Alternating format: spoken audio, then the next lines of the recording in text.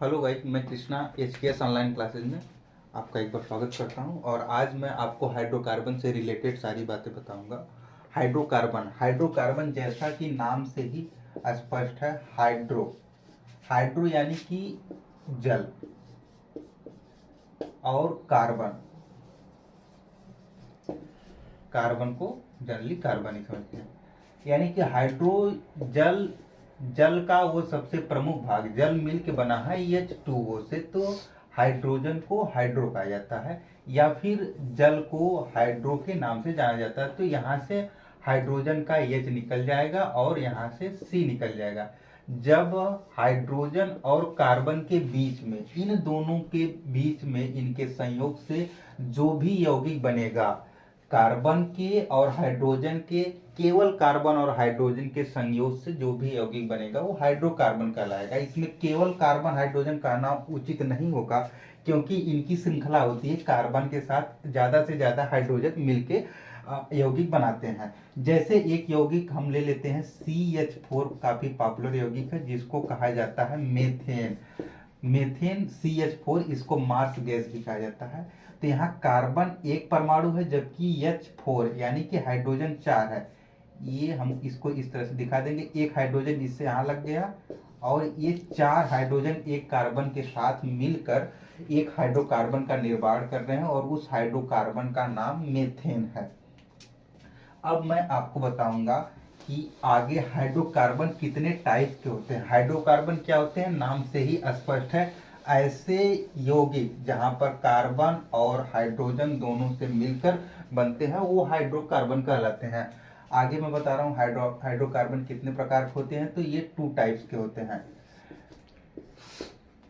एक होता है संतृप्त हाइड्रोकार्बन, और दूसरा असंतृप्त हाइड्रोकार्बन। संतृप्त यानी कि सेचुरेटेड, और असंतृप्त अनसेचुरेटेड।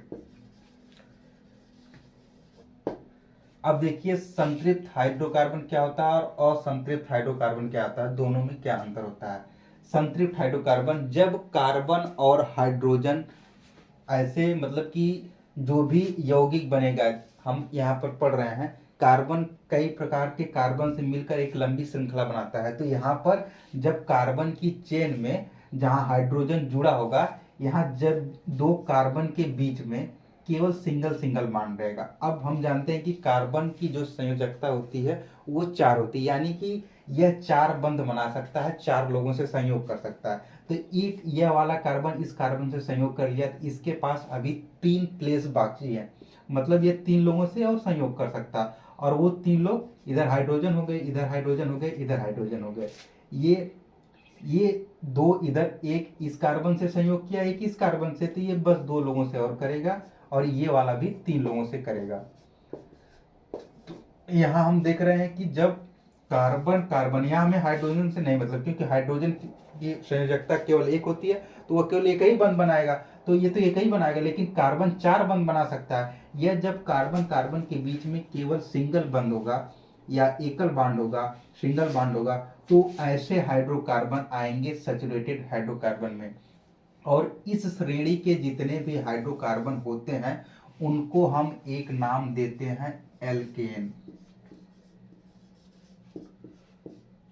एल्केन यानी कि एल्क नाम हम ले लेते हैं, इसके साथ ANE जोड़ सकते हैं। ये जो सफिक्स होता है ANE, एल्क में जुड़ेगा, ये पूरा हमको दर्शाएगा कि ये सारा का सारा संतृप्त हाइड्रोकार्बन या सैचुरेटेड हाइड्रोकार्बन है। और इसकी खासियत क्या है, ऐसे हाइड्रोकार्बन में कार्बन और कार्बन के बीच में केवल एकल बंध होगा। जहां यह बंध डबल या ट्रिपल बॉन्ड में कन्वर्ट हो जाएगा, वह तुरंत इस कैटेगरी से हटके असंतृप्त हाइड्रोकार्बन की कैटेगरी में चला जाएगा। ये मैं दिखा दे रहा हूं कैसे।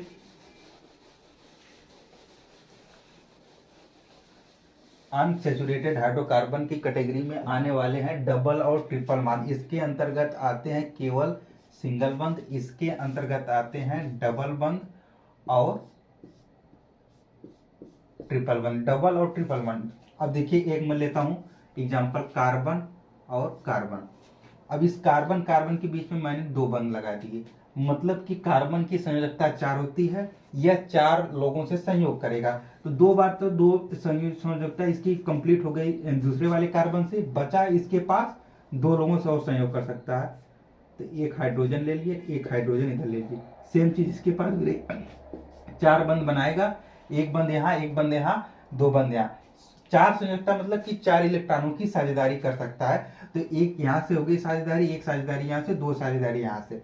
अब जब 2 कार्बन के बीच जब डबल बॉन्ड आएगा तो ऐसी कंडीशन में यह तुरंत असंतृप्त में चला जाएगा, क्योंकि हम जानते हैं कि संतृप्त हाइड्रोकार्बन के अंतर्गत केवल एकल बंध आता है, जबकि असंतृप्त हाइड्रोकार्बन के अंतर्गत द्विबंध और त्रिबंध दोनों आते हैं। तो ये चीज आ गई अब असंतृप्त हाइड्रोकार्बन में, या फिर यहीं पर हम इसको हटाकर इन्हीं 2 कार्बन के बीच में हम अगर 3 बंध लगा दें, यानी कि 3-3 इलेक्ट्रॉनों की आपस में साझेदारी करा दें, तो इसके पास अभी बचा एक और साझेदारी करने के लिए। अब ये हाइड्रोकार्बन जो होगा ये भी असंतृप्त हाइड्रोकार्बन की श्रेणी में आएगा।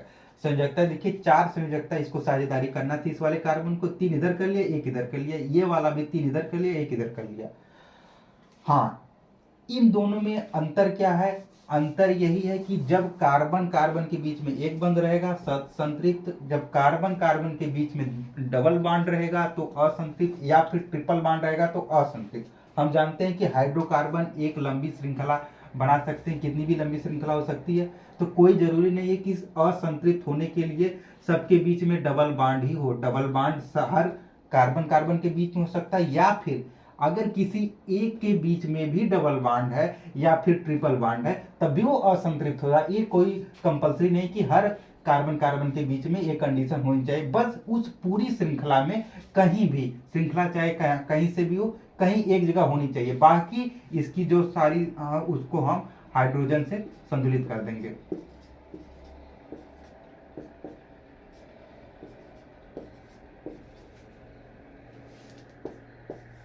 अब ये श्रृंखला कंप्लीट हो गई, बस एक जगह हमें कार्बन कार्बन के बीच में ट्रिपल बॉन्ड या डबल बॉन्ड होना चाहिए। और हाँ, इसके लिए एक कंडीशन है जो प्रायः एग्जाम में पूछी जाती है, और वो कंडीशन ये है कि कम से कम कितना कार्बन श्रृंखला में होना चाहिए, संतृप्त होने चाहिए। तो मैं बता रहा हूँ कि इसमें मैंने बताया कि कार्बन कार्बन के बीच सिंगल बंध होना चाहिए, लेकिन हाँ, अगर एक कार्बन है और इसके साथ 4 संयोजकता कंप्लीट करा दी जा रही केवल हाइड्रोजन के साथ, तब भी ये संतृप्त होगा। यहाँ पर एक थोड़ा सा अपवाद है, यहाँ पर 2 कार्बन की जरूरत नहीं है, एक कार्बन पर भी संतृप्त हाइड्रोकार्बन तैयार हो जाएगा, क्योंकि एक कार्बन की एक वैलेंसी चारों के साथ कंप्लीट हो जाए। जबकि असंतृप्त होने के लिए कम से कम एक कार्बन तो चाहिए नहीं, क्योंकि हाइड्रोकार्बन की बात कर रहे हैं, हाइड्रोजन एक ही बंध बनाता है, कार्बन के साथ हम कार्बन और हाइड्रोजन के बीच में कहीं भी डबल बॉन्ड या ट्रिपल बॉन्ड नहीं लगा सकते। तो इसके लिए हमें एक और कम से कम कोई कार्बन चाहिए, ताकि हम उसके साथ डबल बॉन्ड लगा दें तो हमको हाइड्रोजन के साथ एक एक वैलेंसी कंप्लीट कर लें, या फिर अगर इसके साथ ट्रिपल बॉन्ड लगा रहे हैं तो ऐसी कंडीशन में हमको एक एक हाइड्रोजन लगाना पड़ेगा। तो ये कंडीशन है कि संतृप्त होने के लिए कम से कम एक कार्बन होता है, जबकि असंतृप्त होने के लिए कम से कम 2 कार्बन चाहिए ही चाहिए होते हैं। तो ये हमारा आज का टॉपिक रहा। और हाँ, इस टॉपिक में एक चीज और मैं ऐड करना चाहूंगा कि ये जो श्रेणियां होती हैं इनको कहते क्या हैं। संतृप्त के अंतर्गत जितने भी श्रेणियां आती हैं उनको मैंने बताया कि एल्केन कहते हैं, एल्क धन एन। और असंतृप्त के अंतर्गत 2 टाइप के हाइड्रोकार्बन आते हैं, जो डबल बॉन्ड होते हैं उनको एल्कीन कहते हैं, ALKENE, और एक होता है एल्काइन, ALKYNE। इसमें एल्क के साथ इन लगा है, यहाँ एल्क के साथ YNE लगा है, यहाँ एल्क के साथ ANE लगा है। तो सैचुरेटेड या संतृप्त में ANE लगता है, जिसको कहते हैं एल्केन। असंतृप्त में जहां डबल बॉन्ड रहेगा वहां ENE लगेगा, जहां ट्रिपल बॉन्ड रहेगा वहां YNE लगेगा। बाकी सबका प्रीफिक्स एल्क ही, और सफिक्स में एन, इन, आइन। तो हम कहेंगे संतृप्त के अंतर्गत ये सभी एल्केन आते हैं, असंतृप्त के अंतर्गत एल्कीन और एल्काइन दोनों आते हैं। तो और एल्केन को कहीं कहीं पूछ लिया जाता है तो इसको पैराफिन नाम से भी जाना जाता है। एल्केन को पैराफिन के नाम से भी जाना जाता है। तो ये आज का हमारा टॉपिक रहा दोस्तों। मैं ये आशा करूंगा कि आपको हाइड्रोकार्बन समझ में आया होगा कि हाइड्रोकार्बन क्या होते हैं और किस प्रकार के होते हैं, इनको अन्य किस नामों से जाना जाता है, इनकी पहचान कैसे की जाती है, single bond, double bond, triple bond. तो इस वीडियो को देखने के लिए धन्यवाद। प्लीज़ लाइक, शेयर और सब्सक्राइब करें। Thank you.